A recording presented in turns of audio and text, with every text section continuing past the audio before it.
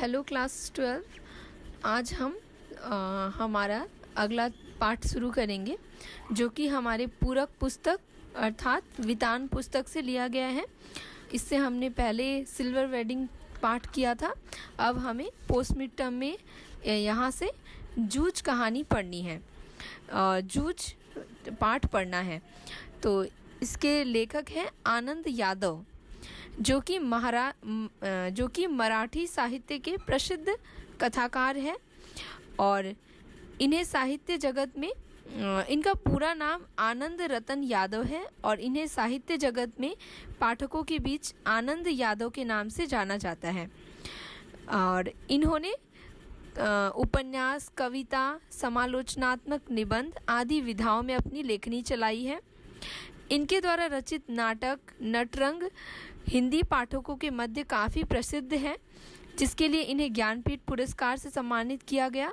और इसके अतिरिक्त इन्हें जूझ उपन्यास के लिए वर्ष 1990 में इन्हें साहित्य अकादमी पुरस्कार से भी सम्मानित किया गया, जिसका एक अंश हम यहाँ पे पढ़ेंगे जूझ पाठ के अंतर्गत। तो जूझ शीर्षक कहानी मराठी के प्रख्यात कथाकार डॉक्टर आनंद यादव के बहुचर्चित और बहुप्रशंसित आत्मकथनात्मक उपन्यास का एक अंश है। अर्थात यह एक उपन्यास है और यह कैसा उपन्यास है, यह आत्मकथनात्मक है। अर्थात यहाँ लेखक ने अपनी कथा को व्यक्त किया है, अपनी आत्मकथा को व्यक्त किया है और इसीलिए इसे आत्मकथनात्मक उपन्यास कहा गया है। और यह पूरा आत्मकथनात्मक उपन्यास नहीं है, इसका एक अंश है यहाँ। इसीलिए हम देखेंगे कि कहानी को जब हमने पढ़ा है तो इसमें लेखक के बचपन का वर्णन है, बचपन के समय के बारे में बताया गया है। उसके बाद लेखक बड़े हुए, वो कैसे क्या क्या हुआ उसके बारे में यहाँ पे वर्णन नहीं किया गया है, क्योंकि यह एक अंश है। और जब हम उपन्यास को पढ़ेंगे तब हम लेखक के बारे में पूरी तरह से जान पाएंगे। पर हमें यहाँ पाठ्यक्रम में पूरे उपन्यास को नहीं पढ़ना है, बल्कि यहाँ जिस अंश को पढ़ना है वही दिया गया है। तो आप सबने इस उपन्यास के जो अंश को पढ़ा होगा और इसका क्रमिक विकास देखा होगा कि इसमें लेखक ने क्या कहना चाहा है। लेखक की जो बचपन के समय है उसका वर्णन किया गया है कि किस तरह से कथानायक आनंदा, क्योंकि यहाँ पे बताया गया है कि उन्हें उनकी माँ हो, जो लोग उनसे परिचित थे उन्हें आनंदा कहकर पुकारते थे, उनके जीवन संघर्ष से संबंधित यहाँ कहानी बताई गई है। और बताया गया है कि आनंदा का मन पाठशाला जाने के लिए कैसे ललायित रहता था, परंतु पारिवारिक दुविधाओं के कारण वह अपनी इच्छा की पूर्ति में बाधा महसूस करता था। क्योंकि लेखक के जो पिता है वह उन्हें बाहर ना घूमे और वह स्वयं इधर उधर के कामों में व्यस्त रहे और अपने बच्चे से काम करवाते थे, जो कि समय उसका काम करने का नहीं था, बल्कि उसे पढ़ाई का समय था, उससे पढ़ने लिखने का, पाठशाला जाने का समय था, जो कि उनके पिता, जिन्हें वह दादा कहकर पुकारता था, वह उन्हें इस चीज़ की इजाज़त नहीं देते थे। पर माँ उनके समर्थन में रहती थी, लेखक के समर्थन में माँ हमेशा रहती थी और वह भी चाहती थी कि मेरा बेटा पाठशाला जाए, पढ़ाई करे। और लेखक भी यह सोचते थे बचपन में कि यह जो खेती बाड़ी का कार्य है इसमें किसी तरह का कोई भी भविष्य नहीं है, या फिर कह सकते हैं कि अभी इस तरह की परिस्थिति आने वाली है। उन्हें लगता था कि वह पढ़ लिख लेंगे तो कुछ कर पाएंगे, इसीलिए वह पढ़ना चाहते थे। पर पारिवारिक दुविधाओं के कारण, कई तरह के कारण वह यह पूर्ण नहीं कर पा रहे थे। तो लेखक ने इस कहानी के माध्यम से आनंदा के संघर्ष की मार्मिक चेतना को पाठक के सामने जीवंत कर दिया है। अर्थात हम जब पाठ पढ़ते हैं तो हमें भी यह महसूस होता है कि कैसे एक बच्चा जो कि पाठशाला जाना चाहता है पर उसके पिता उसे पाठशाला नहीं भेजकर उसे कामों में लगा कर रखे हैं, तो कैसा उसे अनुभव हो रहा होगा, यह हम महसूस कर सकते हैं। क्योंकि हम जिस उम्र में पाठशाला जाते थे, जिस उम्र में हम खेलकूद करते थे, पढ़ाई करते थे, उस उम्र में वह सब चीज़ें वह नहीं कर पा रहा है, तो हम इसको महसूस कर सकते हैं। यह जीवंत रूप में हमें महसूस हो सकती है।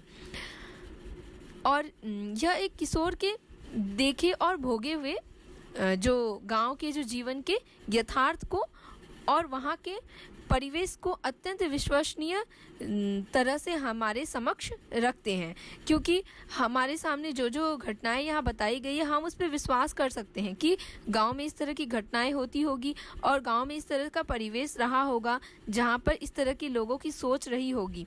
तो हमें यह यहाँ से मालूम चलता है।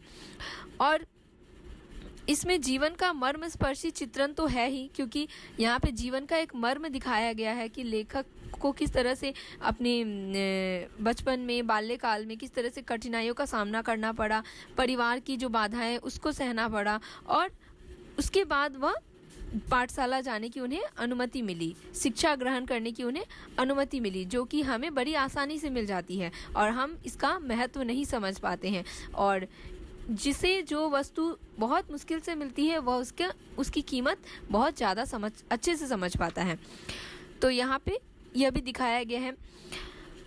और इसमें ग्रामीण समाज और लड़ते जूझते किसान मजदूर के संघर्ष की भी एक झांकी प्रस्तुत की गई है कि किसान मजदूरों की स्थिति कैसी है और लोगों का विचार कैसा हो गया है कि किसान या मजदूरी हम करेंगे तो हमारा भविष्य उतना अच्छा नहीं होगा। हालांकि वह भी ज़रूरी है समाज के लिए, किसान भी ज़रूरी है, खेती भी ज़रूरी है, और अगर उसमें कोई अच्छा भविष्य नहीं होगा तो हम क्यों करेंगे वो कार्य। तो यह एक विचार सामने आता है। और ग्रामीण समाज जो है, जो मध्यवर्गीय, निम्न मध्यम वर्गीय कह सकते हैं, उनकी जो अस्त व्यस्तता है, वो जो किसी एक विचार को लेकर नहीं चल रहे बल्कि ऐसे ही वह अपना जीवन जी रहे हैं। कोई एक विचार, कोई एक राह उनके सामने नहीं है, ये भी दिखाया गया है। जैसे कि उनके पिता है, उनके आगे कोई राह नहीं है, वह यह नहीं तय कर पा रहे हैं कि वो क्या करेंगे और उनका बेटा क्या करेगा आगे जाकर, बल्कि उनको अपने बेटे पे ही भरोसा नहीं है कि उनका बेटा जो है वो पढ़ाई करके कुछ अच्छा कार्य कर ले, कुछ अच्छा भविष्य अपना बना ले। तो इस तरह से उन लोगों का भविष्य अस्त व्यस्त लग रहा है, हमें प्रतीत हो रहा है। तो यहाँ पे इस रचना के माध्यम से ये सब बातें हमारे सामने आती हैं।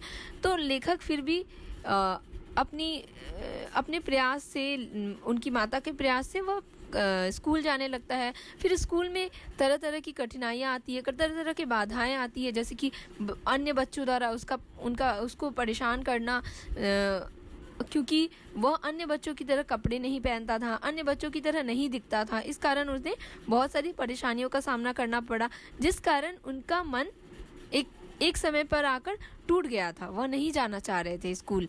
ऐसा सच में होता है उन लोगों के साथ, जो लोग ऐसे होते हैं, जो कि औरों से थोड़ा अलग दिखते हैं।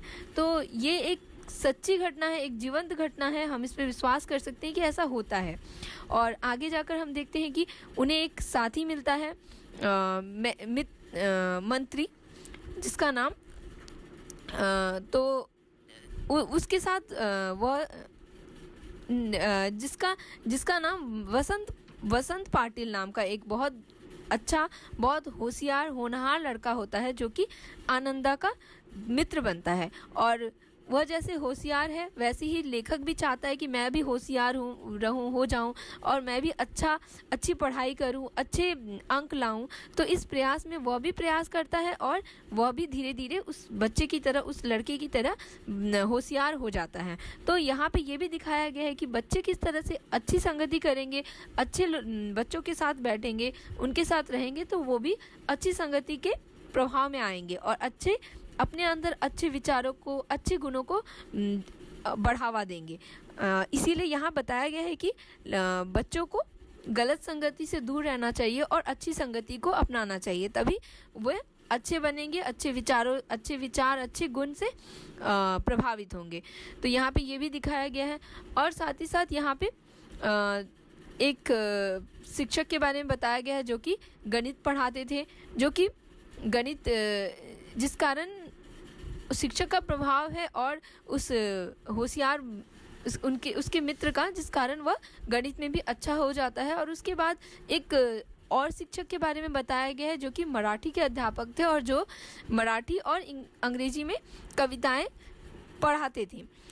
और यहाँ पे ये दिखाने का प्रयास किया गया है कि किस तरह से शिक्षक का प्रभाव भी छात्रों पर पड़ता है। जिस तरह से शिक्षक जो थे वह मराठी के शिक्षक अध्यापक, उसका प्रभाव लेखक पर यह पड़ता है कि वह अध्यापक बहुत अच्छे कविता पाठ करते हैं, कविता गायन करते हैं और कविता लिखते भी हैं। तो इसका प्रभाव लेखक पर पड़ता है और लेखक भी प्रयास करता है कि वह भी कविता लिखे, कविता को गाए, कविता को कंठस्थ करे।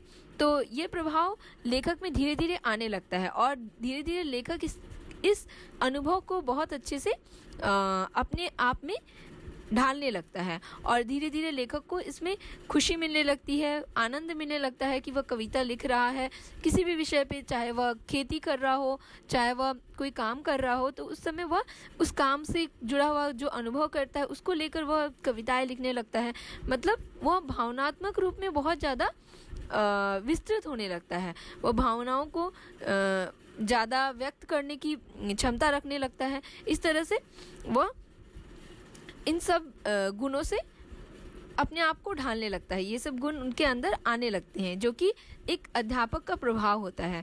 तो यहाँ पे ये दिखाने का प्रयास किया गया है कि हम अपने मित्र के साथ साथ हमारे अंदर अध्यापक का भी प्रभाव पड़ता है, अध्यापक के अच्छे गुणों का भी प्रभाव हम पर पड़ता है, जो कि हम देखेंगे लेखक पर पड़ा था। और लेखक भी किस तरह से अच्छी कविताएं लिखने लगता है और अच्छे अच्छे भावनात्मक शब्दों को वो ग्रहण करने लगता है, छंद लय क्या है ये सब बातें वे समझने लगता है।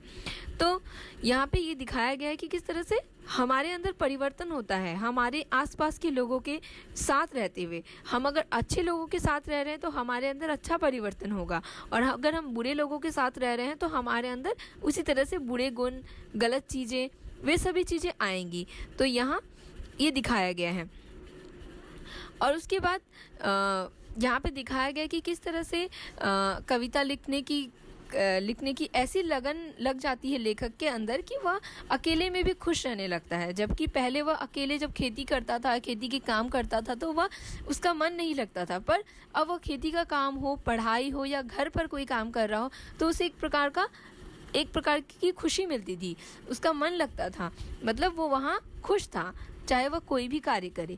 तो ये हम देखेंगे कि जब हम अपनी भावनाओं को व्यक्त करने लगते हैं, चाहे कविता के माध्यम से हो, चाहे गान के माध्यम से हो, चाहे कोई और कला हो उसके माध्यम से हम जब, चाहे पेंटिंग हो, चित्र हो, तो उसके माध्यम से हम जब अपनी भावनाओं को व्यक्त करने लगते हैं तो हम अंदर की जितनी भी कुंठित भावनाएं हैं उनको निकाल देते हैं और हम और भी ज़्यादा खुल जाते हैं, और भी ज़्यादा हम खुश रहते हैं, हमारे अंदर हर्ष, आनंद की उत्पत्ति होती है। तो ये एक अच्छा माध्यम है जो कि हमारे लिए, हमारी खुशी के लिए, हमारे आनंद के लिए बहुत ज़रूरी है, जो कि लेखक सीख चुका था और लेखक इसमें पारंगत भी होने लगा था, वह इसमें बहुत अच्छे तरह से जुड़ चुका था। तो यहाँ पे इस उपन्यास के अंश के माध्यम से ये कुछ बातें जो कि लेखक के बाल्यकाल से, बचपन के समय से जुड़ी हुई है, ये हमें पता चलती है और हम इसका अपने जीवन में भी प्रयोग कर सकते हैं, अपने जीवन में भी हम इसे ढाल सकते हैं। ये ऐसी बातें हैं जो कि हर व्यक्ति के, हर बच्चे के जीवन में ग्रहण की जा सकती हैं। हम अगर परिवार में हमें अगर कोई अच्छी चीज़ हम करना चाह रहे हैं और हमें बाधाएं मिल रही हैं, पर हमारे साथ हमारी माँ हो या कोई भी जो हमारे समीप के व्यक्ति हैं वह हमसे जुड़े हुए हैं, तो हम उस चीज़ को कर पाते हैं। जैसे कि लेखक शिक्षा ग्रहण कर पाता है, शिक्षा ग्रहण करने के क्रम में वह अच्छे लोगों से जुड़ता है, अच्छी अच्छी आदतें सीखता है, अच्छे गुण लाता है अपने अंदर, अध्यापकों से अच्छे गुण अर्जित करता है। तो इस तरह से वह अपना व्यक्तित्व गढ़ता है। इस तरह से हम भी अपने व्यक्तित्व को इस तरह से ही गढ़ सकते हैं, ये सीख हमें यहाँ से मिलती है। और इसके अलावा जो ग्रामीण परिवेश है उसके बारे में तो हम देखते हैं कि ग्रामीण परिवेश में लोगों की मानसिकता क्या है, लोग क्या सोचते हैं कि भविष्य नहीं बन सकता शिक्षा हम प्राप्त करेंगे, तो ये गलत धारणाएं उनके मन में हैं जो कि हमें इस कहानी के माध्यम से ज्ञात होती हैं। और ये जो हम पाठ भी कह सकते हैं या फिर हम ये एक उपन्यास का अंश है, एक आत्मकथात्मक उपन्यास का एक अंश मात्र है। इस अंश मात्र के माध्यम से हम ये सब चीज़ें जान सकते हैं। तो ये रहा इस कहानी का मूल भाव। धन्यवाद।